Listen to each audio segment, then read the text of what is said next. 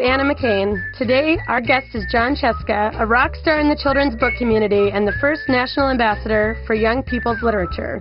He is the beloved creator of the Trucktown series and one pretty hilarious guy. He has written children's book classics such as The Stinky Cheese Man and Other Fairly Stupid Tales, The True Story of the Three Little Pigs, and the award-winning Math Curse. In addition, Jon created the nonprofit literary foundation Guys Read. His new books, published this fall, are Truckery Rhymes, in stores now, and Robot Zot. Jon, welcome to Off the Shelf. Wow, I'm just tired listening to all that. All right, first things first, give our audience a lesson on how to pronounce your last name. It's just like it looks. Oh, that's easy. Well, it's just like it looks if you're Polish, because it actually is a Polish word. But I think you use a soda or something, right? Yeah, I stole that from my brother, who ran for 7th grade class president on the slogan, Scieszka rhymes with Fresca. He had posters all over the place. And he didn't promise anything, and he won. Oh, he won? Yeah. And so that was his only platform, Fresca. His total platform. Rhyming in Fresca. Right there. Rhyming with Fresca. All right. Tell us a little bit about Robot Zot and how you came up with the story. Oh, Robot Zot is one of my favorite books so far. Because I came up with the story from hanging out with Dave Shannon, who is crazy. If you've read his books, you know he's crazy. Mm-hmm. So he's just as crazy in person. And when we were working together, I loved what he did with metal when he was drawing the trucks. He just makes metal things look like they're alive.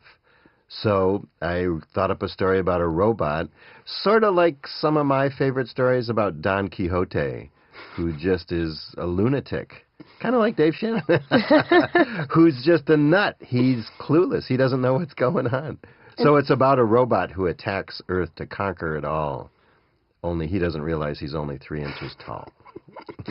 He's pretty successful, though. He's kind of successful in that he conquers the coffee machine and the blender and the vacuum cleaner, thinking they're Earthlings, and he never gets caught by anyone. So he just flies off clueless to save more days. I love the story. It's so great, and just the way that he talks about himself, and he talks in the third person, and you just want to believe that he's this conqueror. So that's true. His running line is "Robot Zot, conquer all." Robot Zot, never fall. This isn't the first time that you've worked with David Shannon before, right?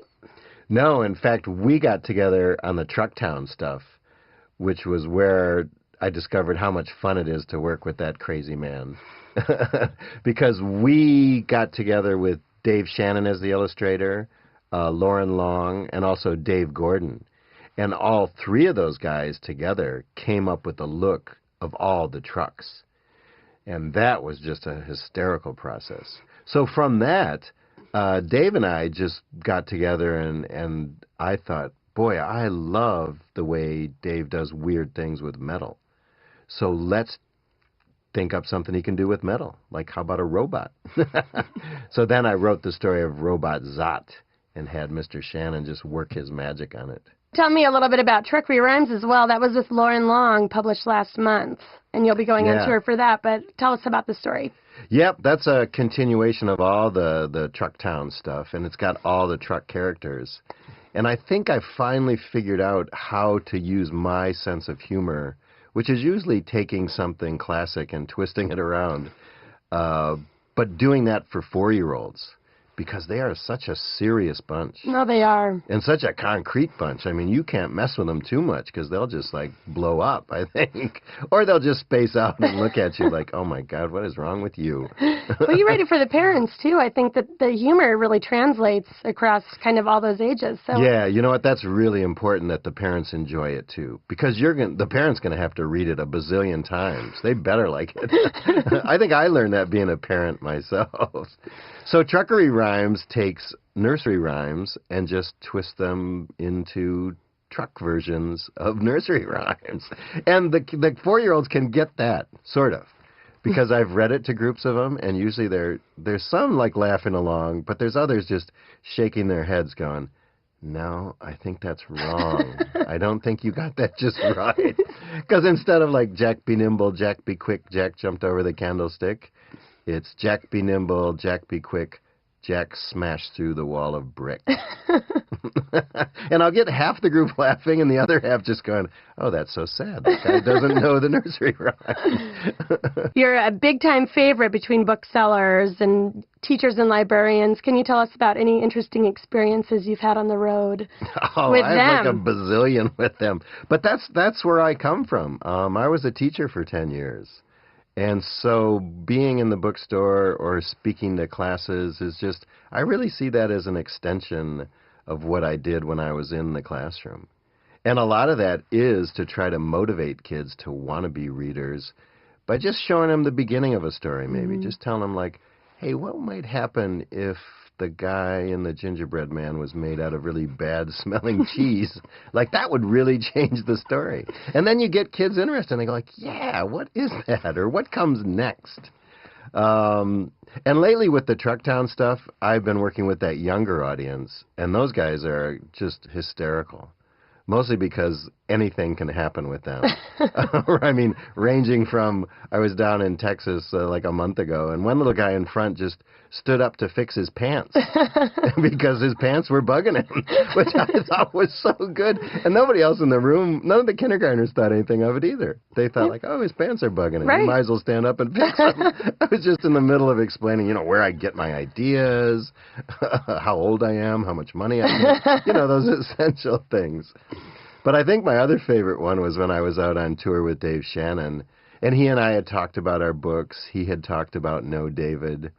We're actually part of it. No David runs around with no underwear on, which we mentioned in passing. But like 20 minutes later, we asked if anyone had questions, and one little kindergartner raised his hands and he said, "Oh, we had to move our house, and we were packing everything up, and my dad couldn't find his underwear." we just went like, wow. We actually had no idea where that came from until we hooked it up later with like 20 minutes before. We had talked about no underwear. Yeah, he's thinking about it. He wanted to share something. He kept it the whole time because I think he realized, I have an underwear story. I have an underwear story. But the best was the follow-up because Dave asked him, he said, well, what happened next then? Oh. So the little guy said, well, my dad wore a Speedo. We all cracked up. The kindergartners, of course, everyone just nodded their head and went like, oh, that would make sense. Sure, right? That's what I would do. But you studied medicine in college. How did you go from that to writing children's books? Because my mom was a registered nurse, and she just insisted that if you're a doctor, that's just an easy job. You can make a ton of money and not work hard. And so when I was like an 8th grader, I thought, oh, that's a great job. I want a job like that. Not work hard, make a lot of money. But then it became apparent to me, well, it took a little while because I took med boards and everything. Wow. Because I kind of like, well, actually, I really love science until we started cutting things up.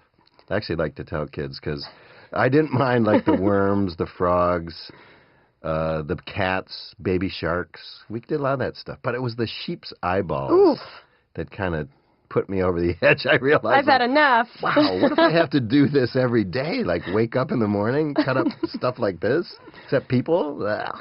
So I applied to the master's program in fiction writing out here in New York.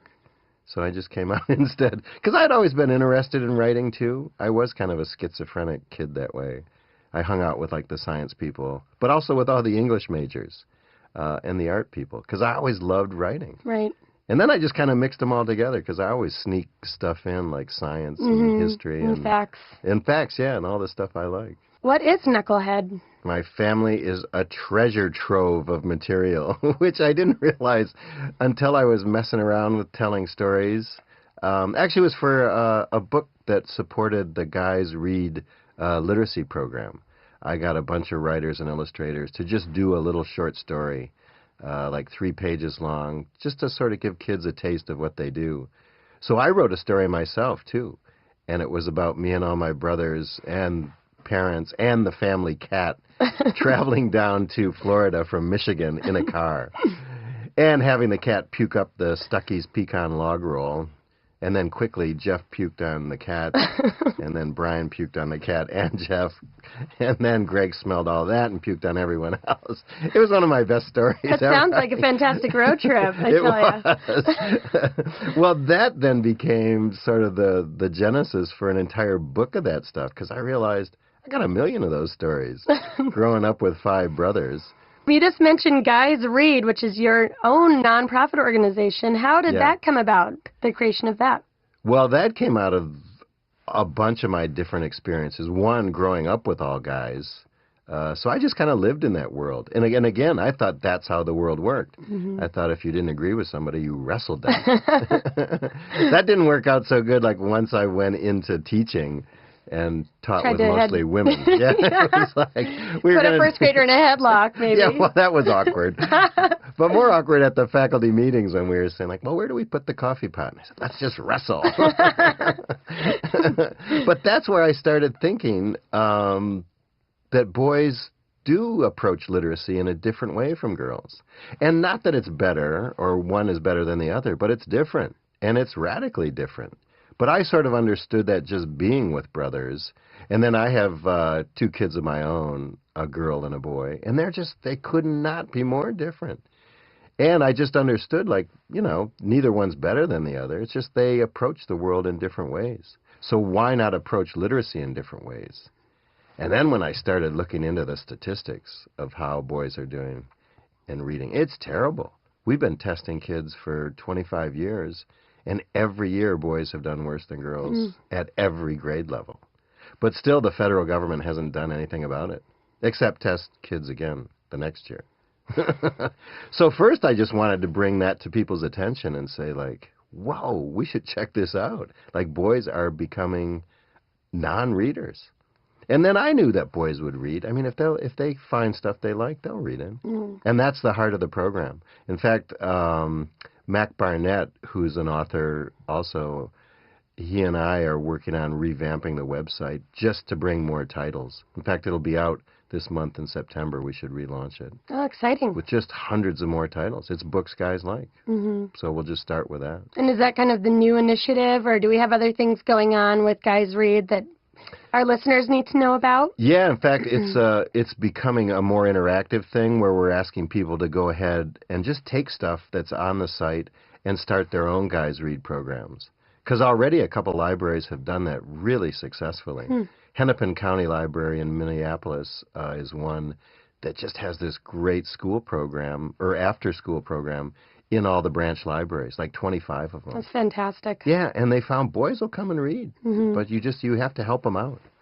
And do you think that you were able to throw some weight around with your program since you're the national ambassador for children's literature? Well, that's actually part of the reason they came to me, I think, to be the first national ambassador. Because at first when I got the phone call from the Library of Congress, I thought maybe they had misdialed the number. I actually told them, I said, are you calling Catherine Patterson or Jacqueline Woodson by mistake and didn't dial the number right? I'm the guy who wrote the Stinky Cheese Man. But they wanted someone who was already working, say, on a bigger way to connect kids and literacy. So that's what I've got to do as the ambassador, is really continue that program. There's some rumblings around Simon & Schuster about space heads. Whoa, that is a massive invasion. That's actually the latest project I'm working on that is entertaining me no end. Though there's a theme evolving here, too. It's more aliens who want to take over the entire world. But they're not really bright, so they actually end up taking over a 5th grade. And they transform themselves into a 5th grade girl, a 5th grade boy, and the most delusional one of all, the leader, decides he will become the most powerful Earthling, and he becomes the 5th grade class hamster. But the idea is, like, the space heads, and they're called space heads because they really are space heads, they want to take over the world by advertising. They need to, otherwise Earth is going to blow up. A little social commentary there by Jon Scieszka. Well, and it's a sneaky way to actually teach kids media literacy. So the Spaceheads use everything. They use websites, blogs. The hamster has a blog. Fluffy's blog. How does he write the blog? Well, they're very capable otherwise. They can manipulate energy waves and change forms. So they're very good at alien all kinds stuff. of things. Right. Yeah, good alien stuff. But they're very bad at designing, so everything's going to look really cruddy, which is just hysterical. I think we're driving the art director a little nuts because he wants to make things look nice. But we said, no, Spaceheads don't do real nice. We might have to cut things crooked. And part of it will be involving kids, fifth graders themselves, to become Spaceheads. They have to sign up at the Spaceheads website to save the world. Important. Yeah, and so they'll end up writing some of the stories, too. Oh, that's so fun. And doing artwork and spreading the word and advertising, because Spaceheads love advertising. All right, one last question. When do you feel like you had really made it as an author? And do you feel that way now? Wow. That's kind of a deep Oprah question there. I don't know. I don't think you ever feel like you've sort of made it, because it is sort of more an ongoing process. I love being an author because there's always that next project you're working on, like Spaceheads. I'm still doing a bunch of Trucktown stuff, and like we're finishing Robot Zot and showing it to people. But like that stuff we worked on a year ago. Now we get to show it to people, kind of. So there's this great ongoing process. So I always feel like, it's kind of cool that you keep working on things. And then the other piece is, like, kids always keep you kind of humble about it. And one of my favorite stories, actually, Catherine Patterson told me this, where she thought like she had made it. She was kind of a star, and she was doing a presentation at a bookstore. And she saw this one kid just kind of hanging out to the end of the line. And she thought, oh, he just wants to, like, ask me a special question at the end because I'm, like, a great star. And then so she's packing up all her materials at the front of the store at this little area where she was doing it. And the guy approached her and she said, oh, would you like to ask me something? He said, no, I just want to play right there. Could you get your stuff and move? You're in my space, yeah, lady. You're in my space, lady. Pack up your stuff and get out of here. And she thought that was just the best moment ever. And I totally agree with her. I love that about kids. Like, they don't care. Especially the little guys. It's like, oh, great. Okay, you just showed us your little book. Next. Yeah. Get off the monkey bars. No. Give me some time. Oh, well, thank you for being with us today, Jon. Oh, yeah. Truckery Rhymes and Robot Zot are both published by Simon & Schuster Books for Young Readers. Woo-hoo. You can find out more about them and Jon's other books at simonandschuster.com.